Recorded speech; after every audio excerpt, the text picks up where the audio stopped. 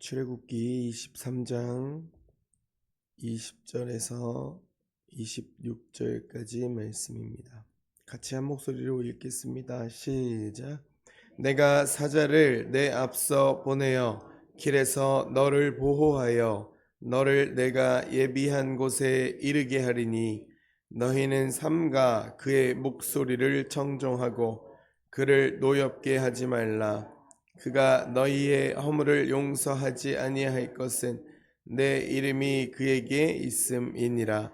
내가 그의 목소리를 잘 청종하고 내 모든 말대로 행하면 내가 내 원수에게 원수가 되고 내 대적에게 대적이 될지라. 내 사자가 내 앞서가서 너를 아모리 사람과 헷 사람과 브리스 사람과 가나안 사람과 히위 사람과 여부스 사람에게로 인도하고 나는 그들을 끊으리니 너는 그들의 신을 경배하지 말며 섬기지 말며 그들의 행위를 본받지 말고 그것들을 다 깨뜨리며 그들의 주상을 부수고 내 하나님 여호와를 섬기라. 그리하면 여호와가 너희의 양식과 물에 복을 내리고 너희 중에 병을 제하리니 내 나라에 낙태하는 자가 없고 임신하지 못하는 자가 없을 것이라. 내가 너의 날수를 채우리라. 아멘. 하나님 감사합니다. 오늘도 하나님의 말씀으로 하루를 시작하게 하시니 감사합니다. 말씀을 통하여 완전하신 하나님만 섬기기를 원합니다. 하나님께서 함께 하여 주셔서 다른 신을 섬기지 않는 오직 하나님만 섬기는 하나님의 백성이 되게 하옵소서. 예수 그리스도의 이름으로 기도합니다. 아멘. 어제 시간에는 이스라엘 백성이 새 절기를 지키며 하나님께서 구원하신 일과 한 해 동안 주신 열매를 기억해야 한다는 말씀을 나눴습니다. 이스라엘 백성 앞에는 가나안까지 가야 할 길이 아직 남아 있었습니다. 하나님께서는 사자를 앞서 보내서 그들을 보호하시고 이 약속하신 곳까지 인도하시겠다고 말씀하셨어요. 20절입니다. 내가 사자를 내 앞서 보내어 길에서 너를 보호하여 너를 내가 예비한 곳에 이르게 하리니. 본문은 이 사자가 하나님의 이름과 권위를 지닌 특별한 사자라고 말합니다. 그는 백성보다 앞서가면서 길을 인도하고 보호하는 일을 맡았습니다. 이스라엘 백성은 광야의 길을 알지 못했지만 하나님께서는 그들이 가야 할 곳을 알고 계셨습니다. 우리의 앞날도 하나님께서 알고 계십니다. 우리는 오늘만 볼 수밖에 없고 오늘만 볼 때가 많습니다. 자녀의 앞길과 가정의 일과 앞으로의 나의 생활이 어떻게 달라질지 알 수가 없어요. 그런데 하나님께서는 그 모든 길을 아시고 필요한 지혜와 감당할 힘을 주십니다. 참된 평안이라는 것은 길을 아시는, 모든 길을 아시는 하나님과 동행하는 데에서 참된 평안이 온다는 것입니다.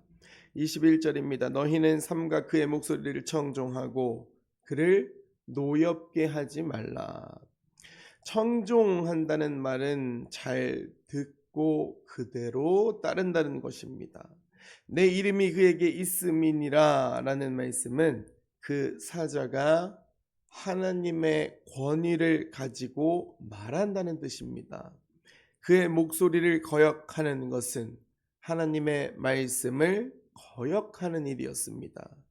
그가 너희의 허물을 용서하지 아니할 것이라는 말씀도 완고하게 거역하는 죄를 하나님께서는 엄중히 다루신다는 뜻입니다. 하나님의 인도를 구하는 사람은 말씀을 잘 들어야 합니다. 기도하면서 이미 원하는 답을 정해놓을 때가 있어요. 말씀을 읽으면서도 내 마음에 맞는 부분만, 내가 알고 싶고 내 상황에 맞게 느껴지는 말씀만 받아들이려 할 때가 있습니다. 하나님께서 이끄시는 길은 하나님의 말씀과 어긋나지 않습니다. 중요한 결정과 선택을 앞두었을 때 나에게 유리한지만 생각하지 말고 하나님께서 기뻐하시는 길인지 말씀에 비춰보아야 한다는 것입니다. 22절과 23절입니다. 내가 내 원수에게 원수가 되고 내 대적에게 대적이 될지라. 가나안에는 아모리 사람과 헷 사람과 여러 민족들이 살고 있었어요. 하나님께서는 그들의 죄를 심판하시고 이스라엘 백성을 약속의 땅으로 인도하시겠다고 말씀하셨습니다. 이스라엘의 힘으로 약속을 이루는 것이 아니라 하나님께서 앞서가시며 이 싸움과 전쟁을 맡아 책임져 주신다는 말씀입니다. 예수님께서는 원수를 사랑하고 박해하는 사람을 위해서 기도하라고 가르치셨어요. 그러므로 우리는 사람을 공격하거나 보복하지 않아야 합니다. 억울한 일을 당했을 때에 해야 할 말은 바르게 하되 마지막 판단은 하나님께 맡겨야 한다는 것입니다. 24절입니다. 너는 그들의 신을 경배하지 말며 섬기지 말며 그들의 행위를 본받지 말고. 이스라엘 백성은 가나안에 들어간 뒤에 그곳 사람들이 섬기던 신과 생활 방식을 따르지 말아야 했습니다. 하나님께서는 우상과 주상도 깨트리라 라고 명령하셨어요. 그들의 몸이 가나안에 들어가는 것만큼 마음이 우상에게 넘어가지 않는 것도 중요했다는 것입니다. 오늘 우리의 마음에도 돈과 성공과 사람의 인정이 하나님보다 앞설 수 있어요. 하나님께 속한 사람은 말씀을 기준으로 선택합니다.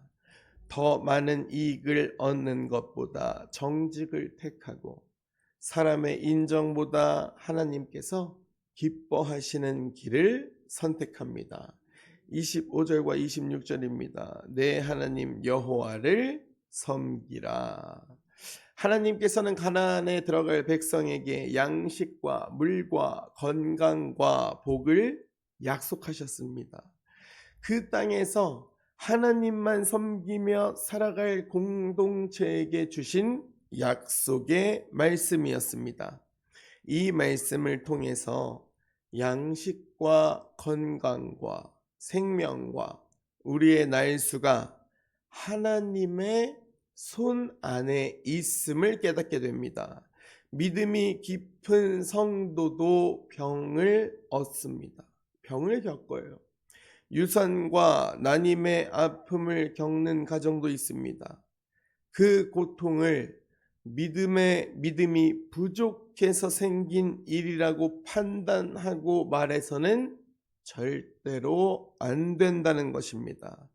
아픈 사람에게는 치료와 위로가 필요합니다.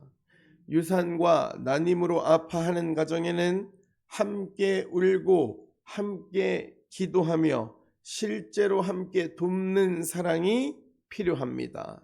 하나님께서는 고통 가운데 있는 성도를 버리지 않으시는 하나님이십니다. 필요한 힘을 주시고 우리의 모든 날을 하나님의 손으로 인도하십니다. 하나님께서는 우리를 구원하시기 위하여 예수 그리스도를 이 땅 가운데 보내셨습니다. 예수님께서는 우리보다 앞서 십자가의 길을 걸으셨습니다.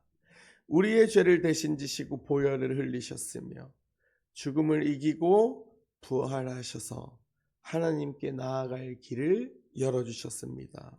우리는 앞날을 모두 알 수 없어도 예수님을 따라갈 수 있어요. 십자가에서 생명을 주신 주님께서 오늘도 우리를 인도하시기 때문입니다. 사랑하는 함께 가는 교회 성도 여러분, 우리보다 앞서가시며 십자가로 구원의 길을 열어주신 예수님을 바라보고 오늘 들려주시는 말씀을 따라 걸어가는 우리 모두가 되기를 주님의 이름으로 간절히 축복드립니다.